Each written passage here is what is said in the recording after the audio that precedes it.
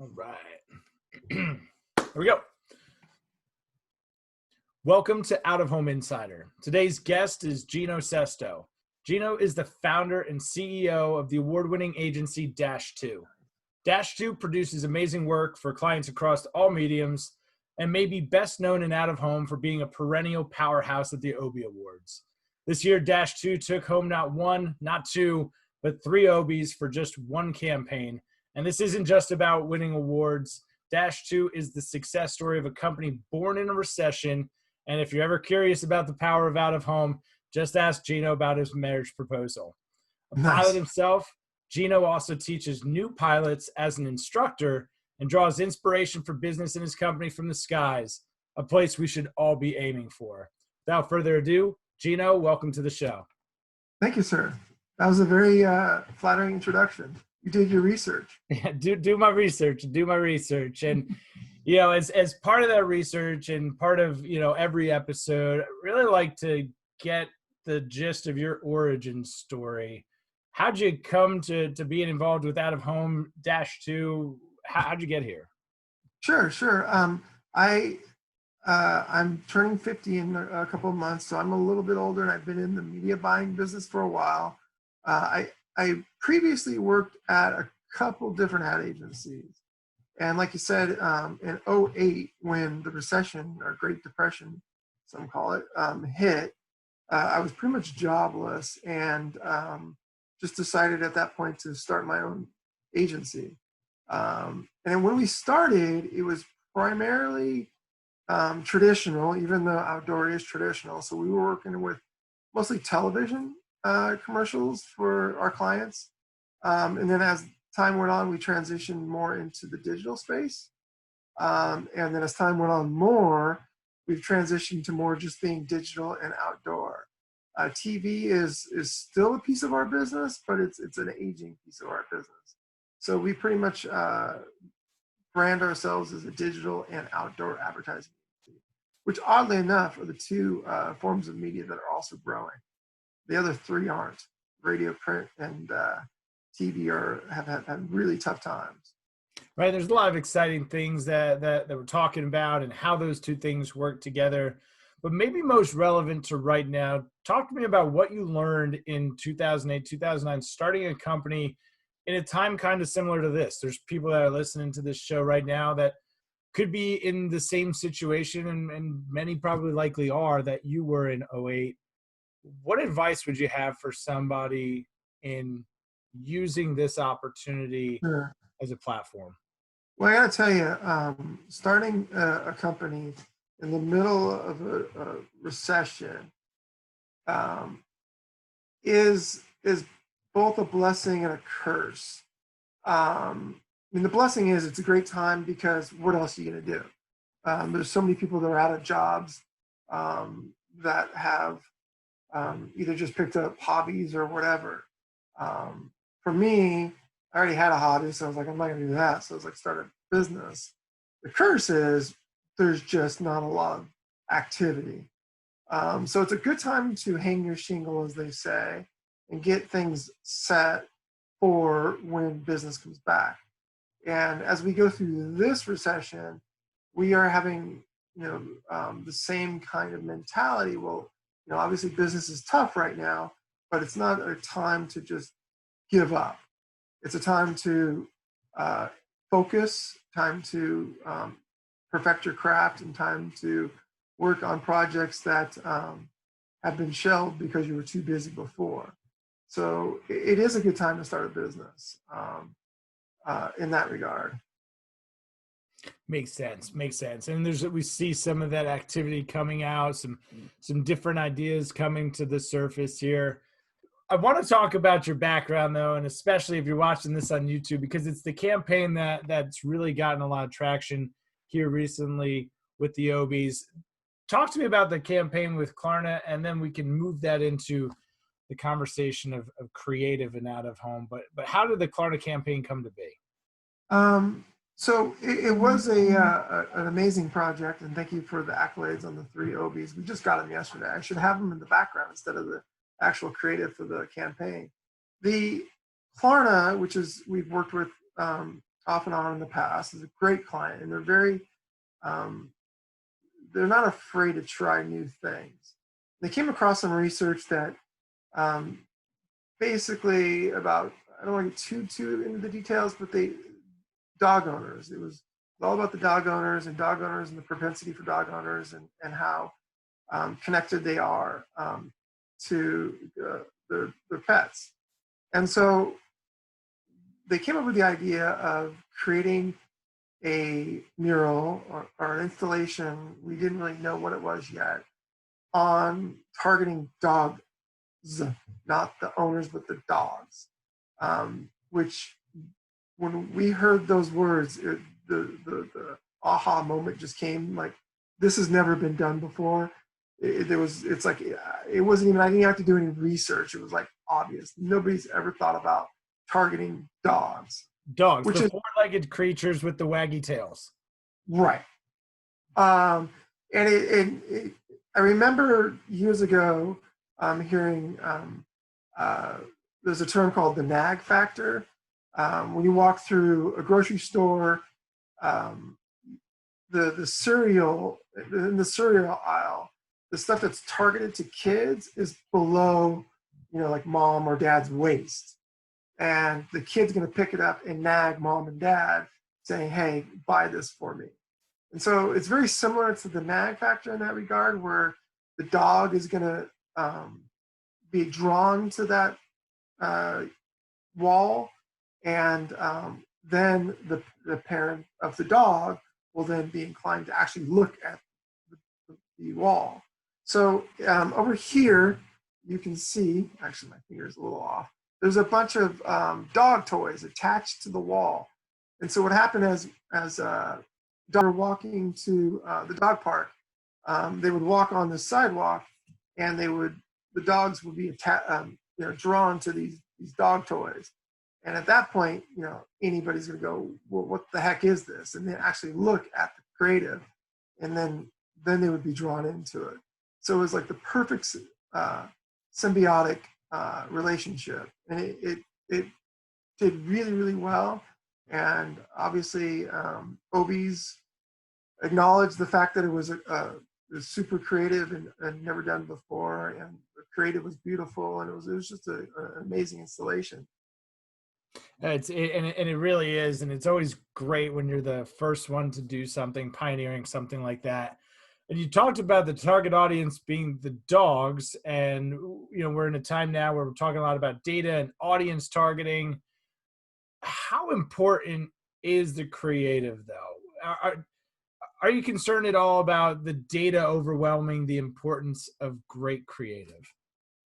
At this point, when we came up with this idea, the data was basically just the dog owner data, like the dog owners and the propensity of, how connected they are.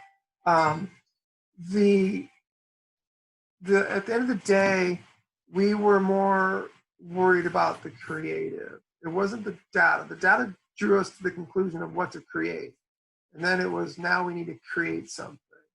Mind you, this was a project that involved obviously the client, 72andSunny, did the creative sketching. We did the installation, and we all worked as a team to make this all happen. But data was important in the idea, and then it drew us to the creative. How would you recommend maybe a brand, as we're excited about this, right? We're excited in Out of Home to have more audience data. How do you see those things working together for brands that are maybe getting into the space? How do you approach that creative conversation around a particular data point? Wow, that's a great question. Yeah, oftentimes people, when they do their branding and messaging, especially most of our clients, there is no data that's involved. It's really just a knee-jerk reaction. In terms of messaging, there's never been, most of the messaging that we do, there's never been, data testing, A/B testing, in terms of before it goes up. It's just, this looks good. Let's do this. In terms of like the copywriting, it's not tested and improved most of the time. It's here's our brand. We want to put the brand up, and here's our tagline, and that's what we're going to do. However, I can see a day where people are spending more time on creative, using information on, say, for instance, the people that are driving or walking by. Like this was obviously a walking by situation, and we knew that there was a lot of dog owners walking by. I can see a day where people are doing digital campaigns targeting, I don't know, people that are going to a specific employer, and using the data from whoever on that traffic, talking to, say, for instance, there's a baseball game, talking to people, to the baseball fans on the way to the baseball game. So that needs to happen. I think it definitely needs to happen. Oftentimes we just do, just put the billboard up and call it a day. What would you say makes great creative work? Oh man, The $1 million question. I think we have an hour or 2 hours. It's a battle that we have with our clients day in and day out. We get ads from our clients that look like magazine ads. Like they want to put as much copy points on that ad. They want to, thank these people, do whatever. There's like literally paragraphs of stuff. And at the end of the day, the golden rule is the 3-second rule. And if you can't read in 3 seconds, it's a bad ad. After that is the messaging. And I do like creative that has bright and contrast colors. Like obviously this did really well because it was very bright, and there was black and pink, and that was it. And it stood out. Oftentimes color, we did a campaign for these guys also that was for Gay Pride Month, and it was the rainbow on Sunset, and it stood out like nobody's business. So colors and copy, that's what makes good creative. Right. And just even looking at your background, not just contrast within the format itself, but you got great contrast against the environment, right, as well. Sure. So do you consider that when you're looking at a campaign of how does the environment, how can it help not so campaign manifest? I don't think so much. I mean, if you're talking about the environment, like the blue clouds and things of that, not really. I mean, we've done campaigns. We do a lot of campaigns for Coachella, and oftentimes we've had some really successful campaigns out there where we actually incorporate the landscaping with the desert and with the windmills out there. So that we've done a lot of. I wouldn't say we've done a lot other than that, but it is a great, because it draws people in more. If you're speaking to the environment that they're in, it definitely does draw people more in to look at that creative. Yeah, it's great. And I think it's fun when, and kind of the beautiful thing about out of home is it's a canvas that we can use and we can manipulate to do things like that. So Joe, this is a new segment. This is a new segment for the show. And if you're down, I'd love to ask you a couple questions that aren't necessarily out of home questions, but I'm sure you could give us some insight. Are you down for that? Yes, I might be frozen, but yes. Okay, you just unfroze, so perfect timing. All right, so I'm calling these questions from Carlos Zavala. He's the marketing manager for InMotion Media. And these are some questions he came up with that I thought were great. If you weren't running Dash 2, and maybe it's being a pilot full time, but if you weren't running Dash 2, what would you be doing right now? I'd be retired. I'd be a retired flight instructor. That's what I would do. That sounds like a fine plan. Me and my wife are planning on having a child, so I'll be an old dad, but I'd be just a pilot, flight instructor, dad. That was a good question. So thank you. So second question is, what are you most excited about right now? So as I said before, we're in a recession, and that gives us plenty of opportunity to hire new talent, to acquire new companies, to build your brand, your. Awesome. And where do you go? Are you a reader, a podcast guy? Where do you go for inspiration and to I'm definitely a podcast guy. I listen, actually, oddly enough, I actually sleep to podcasts. you do I, what? You I sleep sleep. to them? I fall asleep listening to podcasts. So I'm a rabid news junkie, business junkie. So I'm always listening to what's happening out there. Talk to me about the sleeping to the podcast thing, because that's the thing I'm into. It's not something we've explored on the show here. I listen to a lot of stuff at night as well.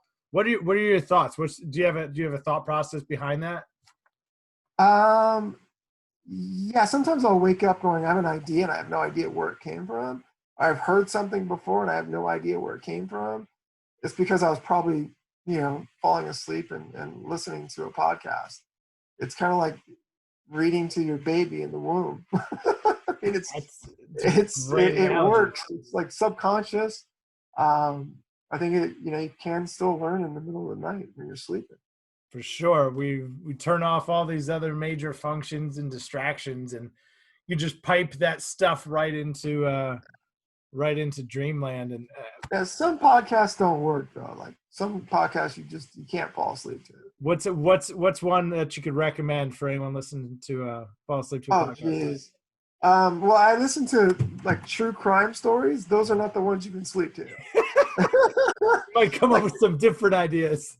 But I'll listen to like BBC News, NPR News, How I Built This, things like that, and those put me right to sleep. How I Built This, great show, and definitely a good place for a source of inspiration. Where can people find more about you, more about Dash 2, some of the projects that you're working on? Where are you guys most active? Instagram is really the place right now. We have a very it's funny, if you type in advertising blogs on Google, we're actually the #1 blog. Damn. Which is funny, yeah. So we have a very robust blog that we try to post once a week on. And that really helps brand us. And obviously Instagram. So it's really our website and Instagram. Well, great.